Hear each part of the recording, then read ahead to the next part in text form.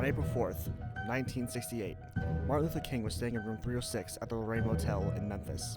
At 6:05, was peeking from a balcony. A single shot hit him in the lower right side of his face. He was rushed to St. Joseph's Hospital and pronounced dead at 7:05. He was 39. The alleged shooter was James Earl Ray. Arrested June 8th in London, he pleaded guilty, received 99 years, and died in prison in 1998. But King's death isn't clear-cut. Even the King family believed Ray was innocent. In 1999, they sued Lloyd Jowers and the federal government for conspiracy.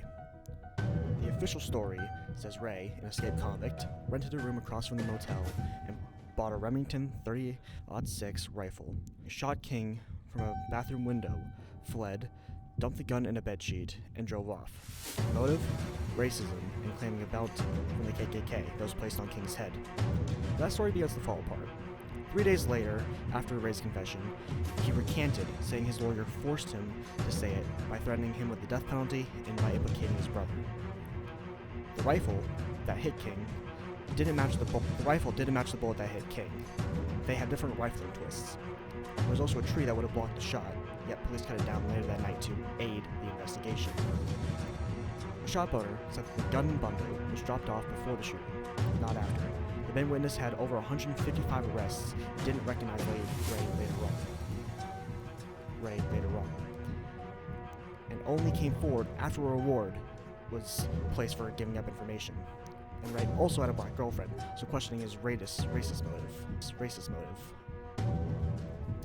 Then there's Lloyd Jowers himself. In 1993, he admitted he was paid $100,000 by mafia figure Frank Liberto to help kill King. Liberto, who hated King over workers' rights, allegedly bragged and was overheard ordering the shooting. Ray's original lawyer had ties to him. Jowers claimed the real shooter was Earl Clark, a Memphis police officer and expert marksman, who handed him the gun after. Witnesses backed parts of the story. Ray himself said he was manipulated by a man named Raul, who gave him money, IDs, and told him to buy a rifle. Despite renting the room, Ray's fingerprints were never found anywhere near the boarding house. Meanwhile, the FBI had targeted King for years. A letter leaked urging King to kill himself. J. Edgar Hoover openly despised him, and in the book He Slew a Dreamer, publishing the official story, was written by one of Hoover's friends. Multiple people connected to the case died under suspicious circumstances, including King's brother Alfred, who was found dead in a pool with no water in his lungs and bruises on his neck. The FBI and the CIA have also been known to work with the mafia, and this could be another case of that. All of this and more was presented in court. The jury unanimously sided with the King family and awarded them $100. It wasn't about the money for them.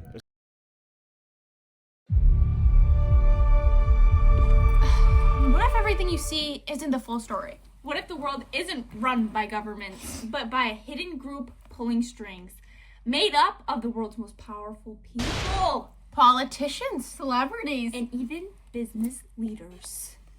supporters point to the symbols like the all-seeing eye on the US dollar as proof that this group hides in plain sight. Some believe celebrities use hidden hand signals and imagery to show their loyalty to the Illuminati.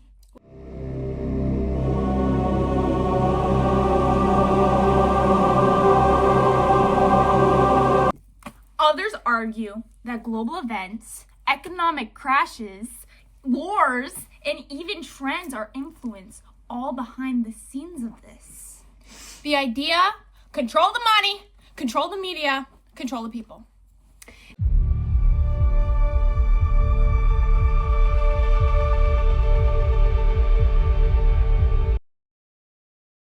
What if the truth behind Princess Diana's death isn't a conspiracy, but something far more human? Let's look at what we actually know. The crash happened at 12:23 a.m. It was very dark.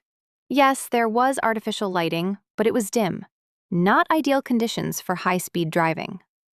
Now consider this. The driver was intoxicated. And he wasn't just driving, he was trying to get away. Paparazzi were chasing them. The car reached 105 kilometers per hour, in a zone where the speed limit was just 50. That's more than double the safe speed. There was also a letter Diana left behind, but it wasn't a warning or a prediction. It reflected her emotions, not a planned death. And one of the most persistent rumors? that she was pregnant. Forensic analysis proved she was not.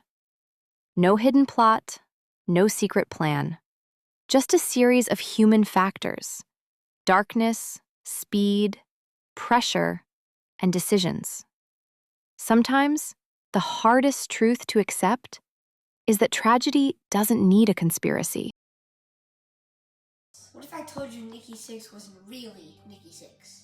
At least at a certain time he wasn't. But that is what I would tell you if I was a loser.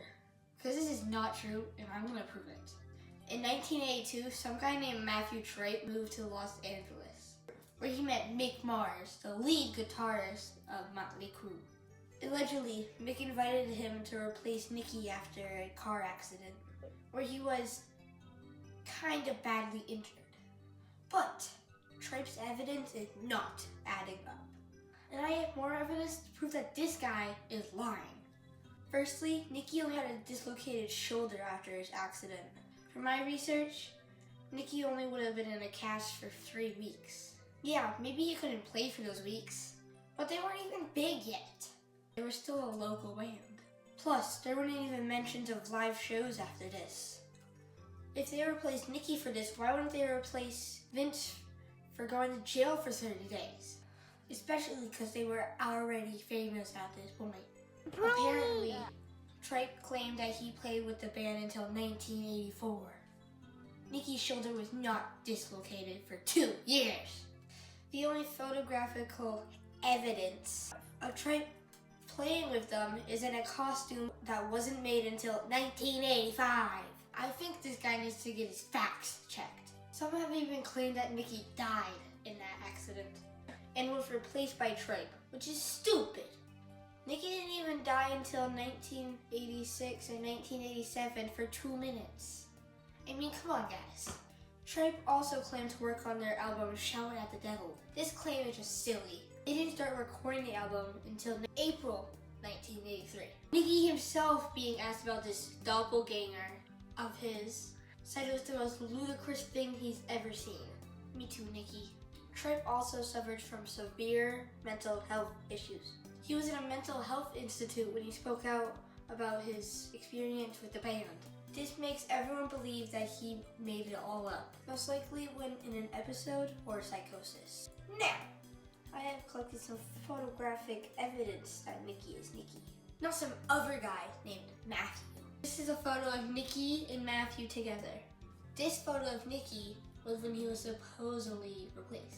I don't think they look anything alike. This is a photo of Nikki in 1982. This is a photo of Nikki, basically the same angle 12 years later. This is another one about 8-9 years later. Clearly, Nikki Sixx is Nikki Sixx. I think this guy was just crazy.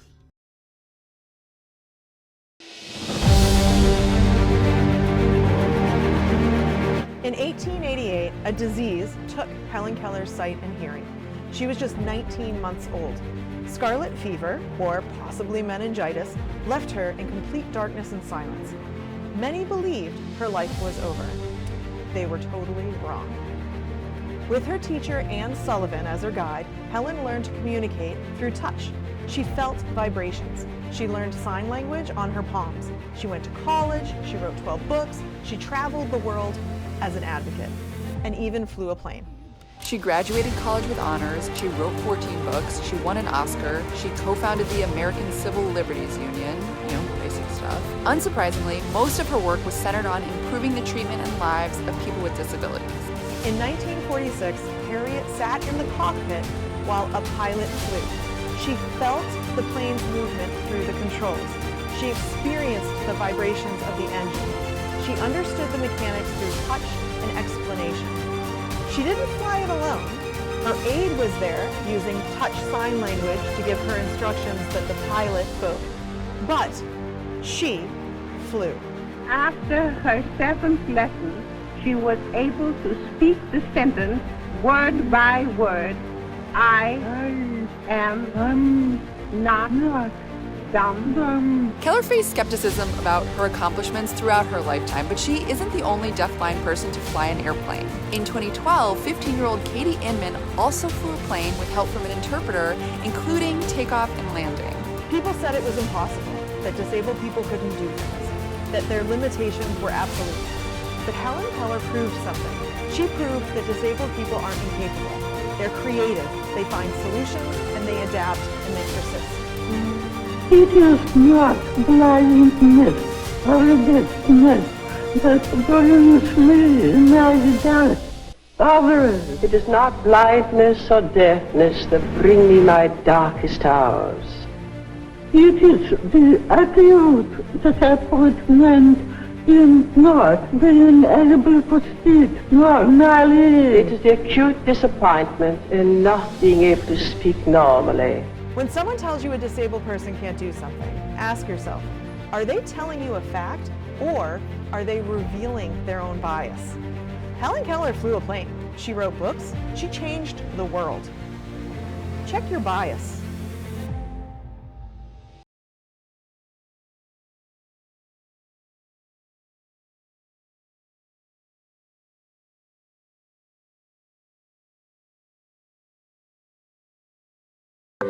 The Birds Aren't Real propaganda was originally spread by Peter McGindo at a Women's March in 2017 as a way to create chaos and prove how easily misinformation can be spread. People have become followers of a conspiracy theory that birds aren't real.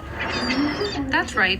The birds you think you see flying in the sky are actually government surveillance drones. Peter has said himself on social media and a TED Talk that it was a way to fight lunacy with lunacy. It was a parody meant as a way for young people to laugh at misinformation rather than being consumed by it. Although over the years it has turned into a conspiracy theory that people actually believe. There is even a Birds Aren't Real organization where they travel around spreading this concept. The concept is that the US government killed over 12 billion birds between 1959 and 2001 and replaced them with surveillance drones. Pigeons are the main bird claimed to be surveillance, but they are biological animals that are descendants of dinosaurs. Overall, birds are very much real. Peter himself has said that this whole conspiracy was meant as a joke. The Birds Aren't Real propaganda. Get ready with me as I talk about one of the biggest mysteries of all time. Aliens. Are they real? Are they judging our everyday? What about them? Because honestly, if aliens are watching us, they probably think we peaked when we invented pizza. Some people think aliens have already visited Earth, like Area 51, where they think people are hiding aliens. Like, imagine working there. Hey Dave, what's your job? Oh, nothing crazy, just feeding aliens and making sure they don't steal our Wi-Fi. And then there are UFO sightings. Thousands of people have claimed that they've seen strange lights in the sky. But let's be honest, sometimes it's just a drone, or someone's flying pizza delivery, which would be pretty great. One of the most famous stories happened in 1947 in Roswell. Something crashed and we thought it was an alien spacecraft. The government said something different. Oh no, it's just a weather balloon. Which is exactly what you'd say if you were hiding aliens. Coincidence? I think not. But beyond conspiracy theories, scientists actually believe that there is life beyond just Earth. One major effort is the SETI Institute, which listens for signals from space, which comes from intelligent life. So far, we have heard some, but not anything documented, but they are still checking. Scientists also look at the sheer size of the universe. There are billions of galaxies with billions of planets. That's why so many researchers think it's statistically impossible that there isn't any life elsewhere. This idea is connected to something called the Fermi paradox, which is basically if aliens are likely out there, then where is everyone? Another important area of NASA missions, like the Preservation rover, is currently in Mars. Instead of looking for little green aliens, it's actually searching for signals of microbial life. Those are tiny organisms that may have existed billions of years ago. And there has been some found, meaning they're obviously still alive now. Scientists have also already discovered thousands of planets that are outside of our solar system, called exoplanets. Most of them could be suitable for life conditions. So, are aliens real? There's no confirmed evidence, but science suggests that it is a very strong possibility. Whether it's intelligent life sending out signals or tiny organisms on small planets, the search is still going. And with all this evidence that they have to be real, how could you not believe it?